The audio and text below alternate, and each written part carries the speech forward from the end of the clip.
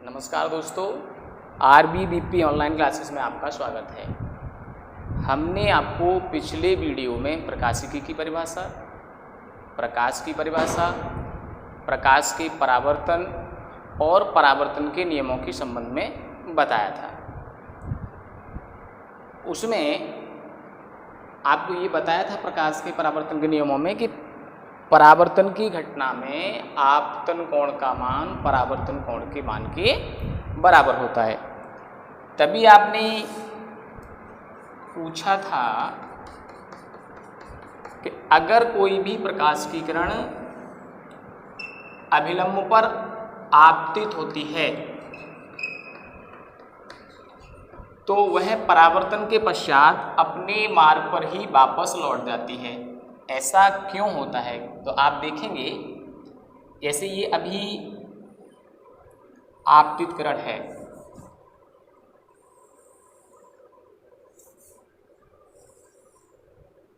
इसका ये आपतन कोण है I और इसका ये परावर्तन कोण है R।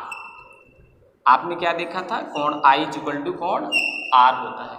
अगर हम इस आपतित किरण AO को अभिलंब के पास से आपतित करें, यानी इसका आपतन कोण कम करते जाएंगे। जब आपतन कोण कम करते जाएंगे तो जो परावर्तित किरण OB है उसके लिए परावर्तन कोण का मान भी कम होता चला जाएगा। एक अवस्था में जब ये किरण AO अभिलंब पर ही आपतित होगी, यानी यही आपतित होगी, आप लोगों ने क्या पढ़ा था कि इस कंडीशन में आपतन कोण का मान 0 होगा। क्यों? क्योंकि आपतन कोण होता है आपतित किरण और अभिलंब के बीच का कोण, और यहाँ आपतित किरण और अभिलंब दोनों एक ही है। जब आपतन कोण का मान 0 होगा तो परावर्तन कोण का मान भी 0 ही प्राप्त होगा। और परावर्तन कोण 0 कब प्राप्त होगा? फिर जब आने वाली प्रकाश की किरण है वो अपने मार्ग पर ही वापस लौट जाती है। इसीलिए प्रश्न पूछ सकते हैं कि अगर कोई भी प्रकाश की किरण किसी परावर्तक तल पर अभिलंबवत आपतित होती है तो वह अपने मार्ग पर वापस लौट जाती है। क्यों?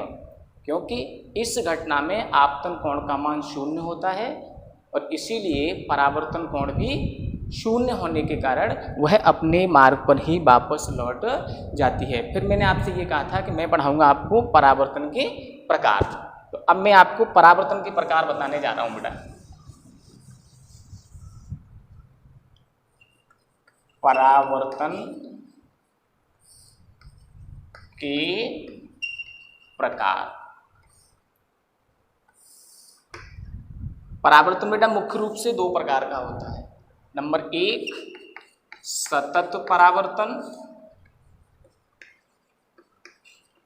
जिसे अपन कहते हैं रेगुलर रिफ्लेक्शन।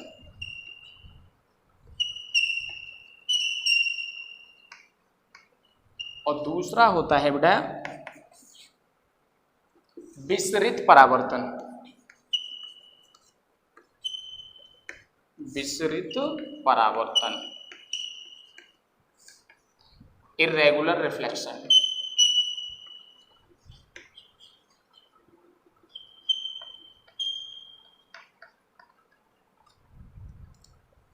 परावर्तन 2 प्रकार का है, सतत परावर्तन और दूसरा आता है बेटा विसरित परावर्तन। तो सतत परावर्तन कौन सा होता है उसकी परिभाषा आप देखेंगे।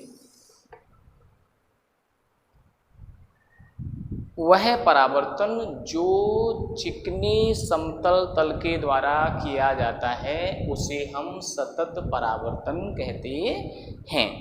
अगर आप ऐसे नहीं कहना चाहें तो ऐसे कह सकते हैं कि ऐसा परावर्तन जिसमें परस्पर समांतर आने वाली प्रकाश की किरणें परावर्तन के पश्चात एक दूसरे के समांतर निकल जाती हैं, सतत परावर्तन कहलाता है।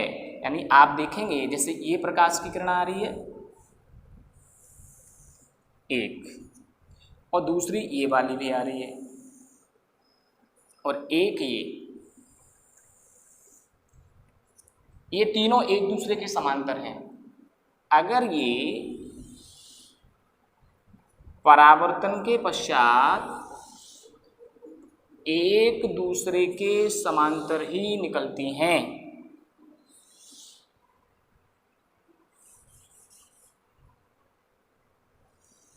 इस प्रकार का जो परावर्तन होता है बेटा वो कहलाता है हमारा सतत परावर्तन।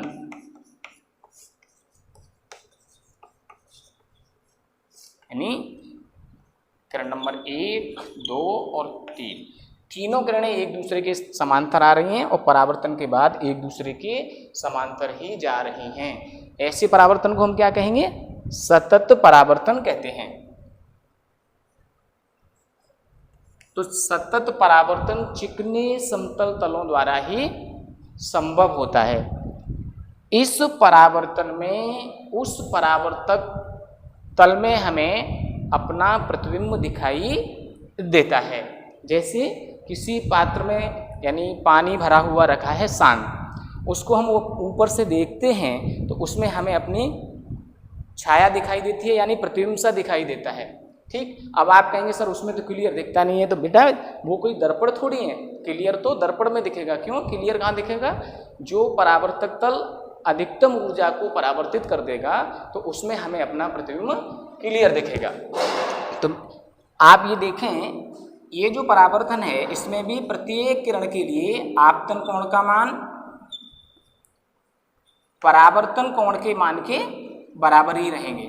यानी इसका I1 है तो परावर्तन कोण R1, आपतन कोण I2, परावर्तन कोण R2, और ये आपतन कोण I3 है तो ये वाला परावर्तन कोण R3 माना है। मैंने आपसे फिर कहा, ऐसा परावर्तन जिसमें एक दूसरे के समांतर आने वाली प्रकाश की किरणें परावर्तन के पश्चात एक दूसरे के समांतर निकल जाती हैं, उसे हम सतत परावर्तन कहते हैं। ठीक है ना। दूसरा आता है बेटा आपका विसरित परावर्तन। कौन सा आता है? विसरित परावर्तन आता है। उसका डायग्राम मैं आपको यहाँ बना के बता देता हूँ। जो खुरदरा तल होता है, कैसा तल? खुरदरा तल। यानी तो परिभाषा तो आप समझ रहे होंगे, इसी में लिख देंगे।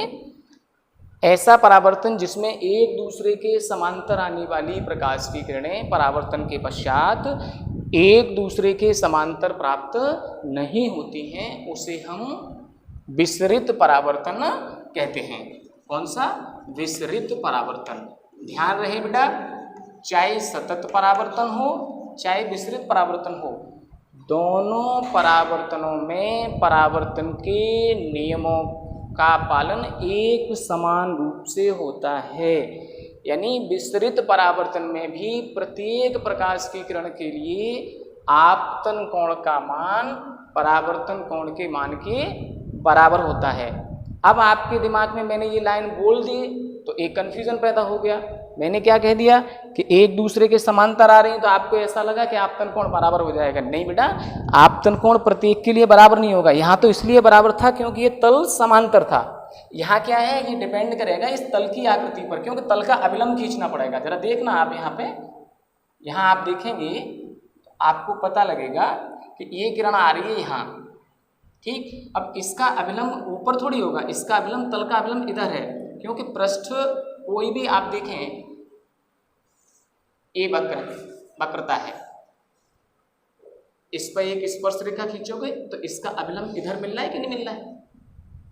ऐसे ही मैं कह रहा हूं कि इसके लिए अभिलंब इस बिंदु पर मिलेगा, वो इधर मिलेगा, तो ये आपतन कोण I बनेगा। तो अब परावर्तन कोण भी कैसे बनेगा? इधर बनेगा बेटा। ये प्रकाश की किरण इधर जाएगी। अब दूसरी प्रकाश की किरण आपकी इधर आ रही है इस बिंदु पर, तो इसके लिए अभिलंब ये बन गया इस दिशा में, और वो परावर्तन के पश्चात इधर जा रही है। तो ये दोनों प्रकाश की किरणें, किरण नंबर 1, किरण नंबर 2, दोनों एक दूसरे को काट भी सकती हैं और नहीं भी काट सकती हैं। कुल मिलाकर के मैं ये कह रहा था आपसे कि एक दूसरे के जो समांतर आ रही हैं वो परावर्तन के बाद एक दूसरे के समांतर नहीं जा रही हैं। ऐसा परावर्तन कहलाता है विसरित परावर्तन। अब आप बताएं विसरित परावर्तन कहाँ होता है, तो आप देख लो, ये जो ब्लैक बोर्ड है इस पर आप मेरे द्वारा लिखा हुआ ये सब देख पा रहे हैं, ये विसरित परावर्तन के कारण ही है। क्यों?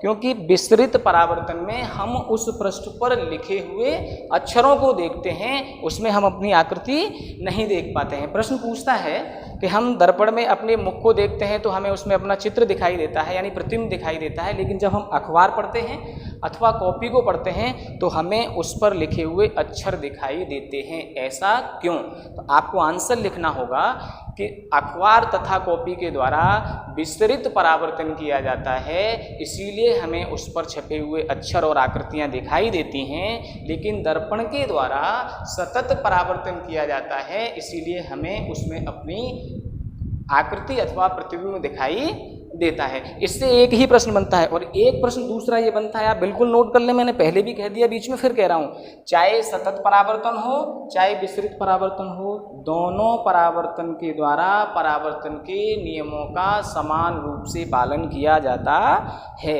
यानी आपतन कोण का मान परावर्तन कोण के मान के बराबर होता है, और आपतित किरण, परावर्तित किरण और परावर्तन बिंदु पर तल का अभिलंब तीनों एक ही समतल में होते हैं। तो इस टॉपिक में से जो दो प्रश्न बनते हैं वो मैंने आपको बता दिए हैं।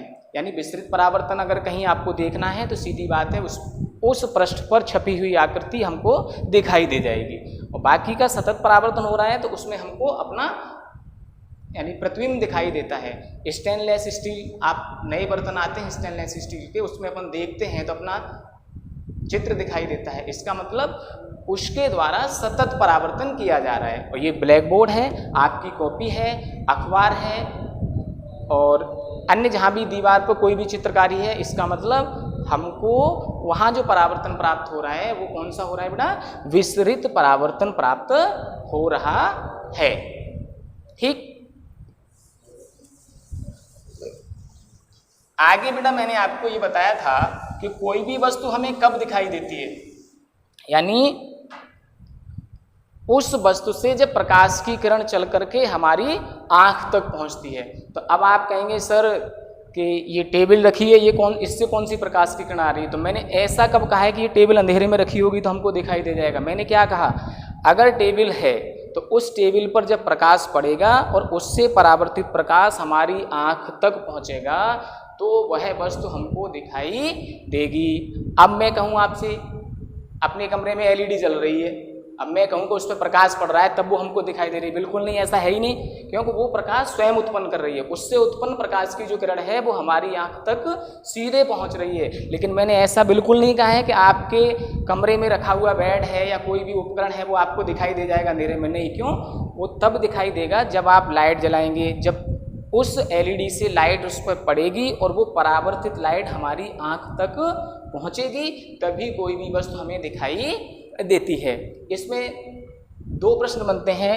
एक तो बेटा, अगर किसी वस्तु पर पड़ने वाला श्वेत प्रकाश पूर्णतः उस वस्तु के द्वारा अवशोषित कर लिया जाता है तो वह वस्तु हमें काले रंग की दिखाई देती है, और अगर उस वस्तु पर पड़ने वाला श्वेत प्रकाश पूर्णतः परावर्तित कर दिया जाता है तो वह वस्तु हमें श्वेत दिखाई देती है। अब कोई कहेगा आप सर हमको तो लाल भी दिखाई देती है, पीली भी दिखाई देती है। इसका मतलब ये है कि बेटा अगर उस पर पड़ने वाला श्वेत प्रकाश है और परावर्तन के बाद आपकी आंख तक पहुंच रहा है, वह वस्तु आपको पीली दिखाई दे रही है, तो इसका मतलब है कि उस वस्तु के द्वारा पीले रंग की तरंगदैर्घ्य को परावर्तित किया जा रहा है और बाकी सबको अवशोषित किया जा रहा है। तो आप कहेंगे कि सर आपने तो बताया था कि BIVGYOR, आप 10th क्लास में भी पढ़ चुके हैं कि श्वेत प्रकाश में ये 7 रंग होते हैं। ऐसा कहना अब गलत है, ये 10th क्लास तक सही था, क्योंकि 3900 अंगस्ट्रम से लेकर के 7800 अंगस्ट्रम तक के बीच में जितनी भी तरंगदैर्घ्य पड़ती हैं तो इस श्वेत प्रकाश में उतने ही रंग उपस्थित होते हैं। ये 7 रंग तो केवल इसीलिए बता दिए जाते हैं क्योंकि हम अपनी नेक्ड आई से इन्हीं 7 रंगों को ऑब्जर्व कर पाते हैं। तो आप इस बात को अपने दिमाग से निकाल दें कि अगर मैं बोल रहा हूँ तो मेरे द्वारा केवल आपको 7 रंग की वस्तुएं दिखाई देनी चाहिए कि हमको तो बहुत सारे रंग दिखाई देते हैं, ऐसा बिल्कुल नहीं है। क्योंकि बेटा इनके बीच में जितनी तरंगदैर्घ्य हैं उतने ही रंग हैं, केवल हम 7 रंगों को विभेदित कर पाते हैं। अगर ऐसा नहीं है तो आप में से कोई भी हो, जब भी आपको स्पेक्ट्रम बनता हुआ दिखाई देता है, मैं आगे प्रिज्म के द्वारा आपको बना के बता दूंगा, तो आप मुझे बता देना कि यहाँ सर वॉयलेट खत्म हो गया, यहाँ से इंडिगो शुरू हो गया, यहाँ ब्लू एंड हो गया, यहाँ से ग्रीन शुरू हो गया। आप ऐसा भी वहाँ कोई निश्चित लाइन नहीं खींच सकते हैं। इसीलिए मैं आपसे दोबारा कहता हूँ, अगर किसी वस्तु पर श्वेत प्रकाश पड़ रहा है और वह वस्तु हमको लाल रंग की दिखाई दे रही है, इसका मतलब है बेटा कि उस वस्तु के द्वारा सभी तरंग दैर्ध्यों को अवशोषित किया जा रहा है और लाल रंग की तरंग दैर्ध्य को परावर्तित किया जा रहा है और वह तरंग दैर्ध्य हमारी आंख तक पहुंच रही है, इसीलिए वह वस्तु हमको वैसी दिखाई दे रही है। ठीक है ना। तो यानी कोई भी वस्तु हमें कब दिखाई देगी, या तो वो स्वयं प्रकाश उत्पन्न कर रही हो, जैसे सूर्य है, सूर्य हमको दिखाई दे रहा है, स्वयं प्रकाश उत्पन्न करता है, ठीक है ना, या फिर सूर्य से आने वाला प्रकाश अथवा कृत्रिम रूप से हम लोगों ने जो प्रकाश उत्पन्न करने की विधियां हैं, उन किसी भी विधि से उत्पन्न प्रकाश है वो उस वस्तु पर पड़े और उस वस्तु से परावर्तन के बाद वह प्रकाश की किरण हमारी आंख तक पहुंचेगी, तो वो वस्तुएं हमको दिखाई दे जाएंगी। ठीक है बेटा। अब आपको बताते हैं दर्पण की परिभाषा क्या है। दर्पण है क्या? दर्पण आप किसे कहते हैं? क्योंकि हम परावर्तक तल पढ़ा रहे थे, मिरर किसे कहते हैं? दर्पण क्या है ये बता देता हूं मैं। मैंने अभी आपको उदाहरण बताया था कि किसी भी पात्र में शांत रखा हुआ पानी है, उससे भी हमें परावर्तन होता है, इस बोर्ड से भी हमें परावर्तन होता है। तो अब अपन बोर्ड की तरफ देख रहे हैं तो इसमें अपना चित्र तो दिखाई नहीं दे रहा है, तो फिर सर सीधी परिभाषा है बेटा, ऐसा परावर्तक तल जो आपतित ऊर्जा के अधिकांश भाग को परावर्तित कर देता है उसे हम दर्पण कहते हैं। यानी दर्पण की परिभाषा क्या है? ऐसा परावर्तक तल जो आपतित ऊर्जा के अधिकांश भाग को परावर्तित कर देता है उसे हम दर्पण कहते हैं। ये दर्पण मुख्य रूप से बेटा दो प्रकार के हैं। पहला आता है समतल दर्पण, इसको अपन लोग कहते हैं बेटा प्लेन मिरर, प्लेन मिरर कहते हैं। और दूसरा आते हैं बेटा गोलीय दर्पण, गोलीय दर्पण, इनको अपन कहते हैं स्फेरिकल मिरर, स्फेरिकल मिरर। तो बेटा समतल दर्पण कौन से होते हैं? ऐसे दर्पण जिनका परावर्तक तल समतल होता है उन्हें हम समतल दर्पण कहते हैं। और दूसरा ऐसे दर्पण जिनका परावर्तक तल गोलीय होता है। गोलीय का मतलब ये नहीं है कि सर ऐसे हो गया, अरे भाई ये तो वृत्ताकार है, इसका भी तल समतल हो सकता है। गोलीय का मतलब है उस परावर्तक तल में वक्रता होनी चाहिए। जैसे मेरा ये हाथ दिख रहा है, अभी हो सकता है आपको समतल दिख रहा हो, अब मैं इसको झुका लेता हूँ, इसका मतलब अब इसमें वक्र आ गया, वक्रता आ गई, ये कहलाएंगे गोलीय दर्पण। ठीक। अब समतल दर्पण को तो आप जानते हैं कि कांच की एक पतली सी पट्टिका होती है, उस पर सिल्वर की पॉलिश कर दी जाती है। सिल्वर का मतलब बेटा AgCl की पॉलिश कर दी जाती है, तो वो समतल दर्पण बन जाते हैं। और गोलीय दर्पण कैसे प्राप्त किए जाते हैं वो मैं आपको बताता हूं, क्योंकि जो गोलीय दर्पण हैं वो कांच के एक खोखले गोले, और खोखले गोले अथवा गोलीय कोष एक ही बात है। खोखले का मतलब होता है कोष। ठीक, बताते हैं आपको। समतल दर्पण की परिभाषा आपने बता दी, ऐसा दर्पण जिसका परावर्तक तल समतल होता है उसे हम समतल दर्पण कहते हैं। दूसरा आपने क्या बताया? गोलीय दर्पण, वे दर्पण जिनके परावर्तक तल गोलीय होते हैं। गोलीय का मतलब होता है जिनके परावर्तक तल अंदर धसे हुए होते हैं अथवा उभरे हुए होते हैं। तो ये कैसे बनाए जाते हैं वो मैं आपको बता देता हूँ। बेटा ये एक कांच का खोखला गोला है, इसका मतलब एक गोलीय कोष है। गोलीय कोष आप जानते हो जैसे बल्ब खोखला होता है ना, ठीक वैसे ही बता रहा हूँ। अपन इसको साइड में से थोड़ा सा काट दीजिए, इधर से काटेंगे और इधर से भी काटेंगे, इसका ये केंद्र रहेगा। इस पोर्शन को मैं यहाँ से बीच में से मिटा देता हूँ। अब अपन बताएंगे ठीक है ना, ये डॉटेड लाइन खींच लेते हैं। एक केंद्र था, किसका केंद्र था? गोलीय कोश का केंद्र। ध्यान रहे, खोखला गोला या गोलीय कोश एक ही बात होती है। इसके बाहर वाले पृष्ठ पर पॉलिश कर सकते हैं हम, और एक स्टूडेंट ने कहा कि अंदर वाले पे कर दो, तो मैंने ये अंदर वाले पृष्ठ पर भी पॉलिश कर दी। ठीक है ना, कुल मिलाकर के अगर मैं इनको बाहर से दिखाऊं बना करके, तो एक तो आपको इस तरीके से दिख रहा है और दूसरा दिख रहा है वो बेटा इस तरीके से दिख रहा है। तो गोलीय दर्पण कैसे प्राप्त किए जाते हैं उसको सुन लो। गोलीय दर्पण कांच के एक गोलीय कोश के कटे हुए भाग होते हैं जिनके एक पृष्ठ पर पॉलिश कर दी जाती है। अब चाहे तो केंद्र की ओर वाले पृष्ठ पर पॉलिश कर दो और चाहे केंद्र से दूर वाले पृष्ठ पर पॉलिश कर दो। केंद्र की ओर वाला पृष्ठ बेटा इसका तो ये वाला बनेगा और इस वाले का ये बनेगा, और केंद्र से दूर वाले में इसका बाहर वाला भी बनेगा और इसका भी बाहर वाला बनेगा। तो आप लोगों ने क्या देखा कि कांच के खोखले गोले के अंदर वाले पृष्ठ पर अथवा बाहर वाले पृष्ठ पर पॉलिश करके गोलीय दर्पणों को निर्मित किया जाता है। अब आप यहाँ देख रहे होंगे कि सर एक तो बाहर वाले पृष्ठ पर पॉलिश हो गई और एक अंदर वाले पृष्ठ पर पॉलिश हो गई, तो गोलीय दर्पण कितने प्रकार के हो गए? 2 प्रकार के। बेटा इसको तो कहते हैं हम अवतल दर्पण। क्या कहते हैं? अवतल दर्पण। और इसको कहते हैं उत्तल दर्पण। यानी ये तो कॉन्वेक्स मिरर है, कॉन्वेक्स मिरर, और ये आपका बेटा कॉनकेव मिरर है। अब इनकी परिभाषाएं मैं आपको बता देता हूं। तो पहली परिभाषा हम डाल लेंगे अवतल दर्पण। अब क्या है उसमें लिखेंगे कैसे, उसको मैं बोल देता हूं आपको।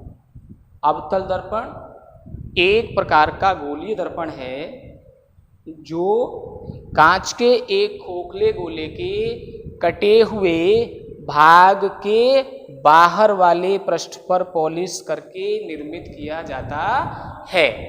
अथवा ऐसे कह सकते हैं आप कि वह गोलीय दर्पण जिसका अंदर की ओर धंसा हुआ भाग परावर्तक पृष्ठ की भांति व्यवहार करता है उसे हम अवतल दर्पण कहते हैं।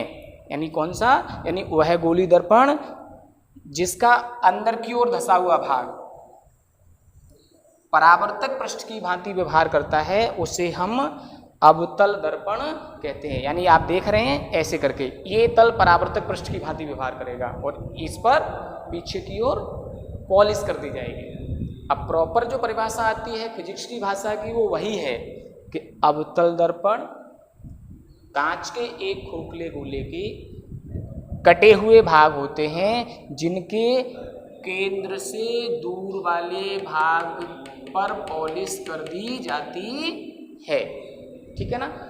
अब आप लिखेंगे बेटा आगे, वो लिखेंगे उत्तल दर्पण।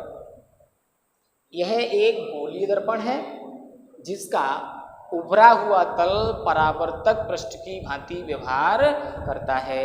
यानी ऐसा गोलीय दर्पण जिसका उभरा हुआ भाग परावर्तक पृष्ठ की भांति व्यवहार करता है उसे हम उत्तल दर्पण कहते हैं।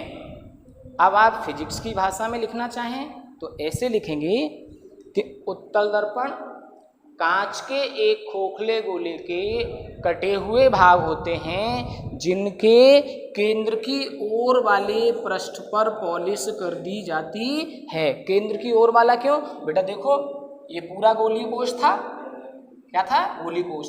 तो कौन से वाले पृष्ठ पर मैंने पॉलिश की है इसमें आप देख रहे होंगे।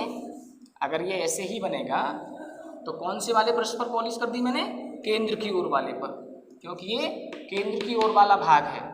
ठीक है ना, केंद्र की ओर वाले भाग पर पॉलिश कर दी जाती है। तो ये होता है आपका उत्तल दर्पण और इसे क्या कहते हैं हम लोग? कॉन्वेक्स मिरर कहते हैं। ठीक है ना। अभी तो मैंने ये आपको बताया है कि दर्पण क्या है और दर्पण कितने प्रकार के होते हैं। इसमें मैं अभी आपको दर्पण यानी जो गोलीय दर्पण हैं उनसे संबंधित कुछ परिभाषाएं बता देता हूं कि जो गोलीय दर्पण हैं उनसे संबंधित परिभाषाएं क्या है। ठीक है ना, बता देते हैं। गोलीय दर्पण से संबंधित परिभाषाएं।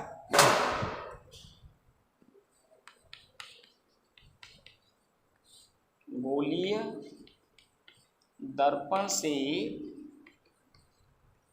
संबंधित परिभाषाएं 1 नंबर में पूछ सकते हैं। सबसे पहला आता है बेटा वक्रता केंद्र।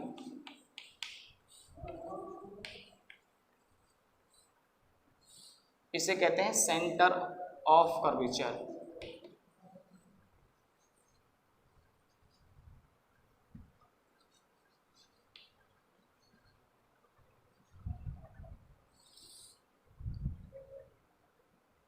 कैसे लिखेंगे वो बता देता हूं। वक्रता केंद्र की परिभाषा आपने हेडिंग डाल ली होगी और सुनेंगे कैसे लिखना होता है। गोलीय दर्पण जिस गोलीय कोश के कटे हुए भाग होते हैं उस गोलीय कोश का केंद्र गोलीय दर्पण का वक्रता केंद्र कहलाता है। यानी गोलीय दर्पण कैसे लिखेंगे? गोलीय दर्पण जिस गोलीय कोश के कटे हुए भाग होते हैं उस गोलीय कोश का केंद्र उस दर्पण का वक्रता केंद्र कहलाता है। इसे हम C द्वारा प्रदर्शित करते हैं। यानी ये जो C है उस गोलीय कोश का केंद्र है, लेकिन इस दर्पण का अथवा यानी जो उत्तल दर्पण है इसका कहलाएगा वक्रता केंद्र, और इसे C से प्रदर्शित करते हैं। किससे दर्शाते हैं? C से। अब आप कहेंगे सर हम तो O1 से लिखेंगे, आप जिससे लिख लो, लेकिन मैंने बता दिया आपसे C फॉर सेंटर, इसीलिए C से लिख देते हैं और कोई बात नहीं होती है। इसके बाद बेटा दूसरी डेफिनेशन आती है, वो आपकी आती है वक्रता त्रिज्या की। वक्रता त्रिज्या, इसे आप कहते हैं radius of curvature. Radius of curvature आप भी ऐसे लिख देंगे, इस परिभाषा को भी ऐसे लिखेंगे, आसान है ये भी। गोलीय दर्पण जिस गोलीय कोश के कटे हुए भाग होते हैं उस गोलीय कोश की त्रिज्या गोलीय दर्पण की वक्रता त्रिज्या कहलाती है। इसे हम कैपिटल R द्वारा प्रदर्शित करते हैं। यानी केंद्र ये है और केंद्र से लेकर के पृष्ठ तक यहाँ तक की जो दूरी आएगी वो क्या कहलाएगी बेटा? आपकी क्या कहलाएगी? ये त्रिज्या किसकी है? गोलीय कोश की, लेकिन दर्पण के लिए क्या कहलाएगी? वक्रता त्रिज्या कहलाएगी। अभी आप इस बात के लिए परेशान ना हो कि सर उत्तल दर्पण की वक्रता त्रिज्या धनात्मक होती है, अवतल दर्पण की ऋणात्मक होती है। ये मेरा काम है, मैं अभी आपको बताऊंगा, क्योंकि जब हम चिन्ह परिपाटी आपको बताएंगे जब ये सारी बातें क्लियर हो जाएंगी। केवल यहाँ तो अभी आपको यही सीखना है कि वक्रता त्रिज्या होती क्या है, उसकी परिभाषा सीखनी है। यानी गोलीय दर्पण जिस गोलीय कोश के कटे हुए भाग होते हैं उस कोश की त्रिज्या गोलीय दर्पण की वक्रता त्रिज्या कहलाती है। इसे हम कैपिटल R द्वारा प्रदर्शित करते हैं और बेटा दूरी है इसका मात्रक मीटर होता है। अब आप प्रश्न करेंगे तो आपको सेंटीमीटर में भी लिखा हो सकता है, तो ये मत कहना सर आपने तो मीटर बताया था, क्योंकि फिजिक्स में जो भी मात्रक बताए जाते हैं वो MKS पद्धति में ही बताए जाते हैं। इसीलिए इसका मात्रक अगर आपसे पूछा जाएगा तो वो मीटर ही आपको लिखना है। ठीक बेटा। इसके बाद आता है ध्रुव। क्या आता है? ध्रुव, जिसे आप पोल कहते हो। क्या कहते हो? पोल। यानी ध्रुव क्या है? यानी जो दर्पण है, दर्पण का केंद्रीय बिंदु दर्पण का ध्रुव कहलाता है। केंद्रीय बिंदु माने मध्य बिंदु भी कहते हैं हम, यानी दर्पण का मध्य बिंदु होता है वो दर्पण का ध्रुव कहलाता है। मध्य बिंदु से मतलब है बेटा ये आपका दर्पण है तो इसके बीच में ये ऐसे नहीं कि ये तो भाई गोलीय कोश का केंद्र है, ये तो उस गोलीय दर्पण का वक्रता केंद्र है, दर्पण का केंद्र नहीं है। दर्पण का केंद्र कहाँ होगा? यहाँ पर होगा। जैसे मेरे हाथ को आप देख रहे हो तो ये है वो दर्पण का आपका केंद्र है। इसे हम क्या कहते हैं? ध्रुव कहते हैं। तब हम लोग क्या लिखते हैं कि गोलीय दर्पण का, यानी गोलीय दर्पण का कह दो, ऐसे लिख दो, किसी भी दर्पण का जो मध्य बिंदु है वो उसका ध्रुव कहलाता है। अर्थात दर्पण का मध्य बिंदु दर्पण का ध्रुव कहलाता है। इसे हम P द्वारा प्रदर्शित करते हैं। नेक्स्ट जो भी परिभाषाएं हैं इससे आगे वो आपको हम अगले वीडियो में बताएंगे। आप वीडियो को देखें, वीडियो को लाइक करें और हमारे ऑनलाइन क्लासेस वाले चैनल को सब्सक्राइब जरूर करें, जिससे आपको जो भी ज़रूरी वीडियो हैं वो सभी आपके पास पहुंच सकेंगे। ओके, धन्यवाद।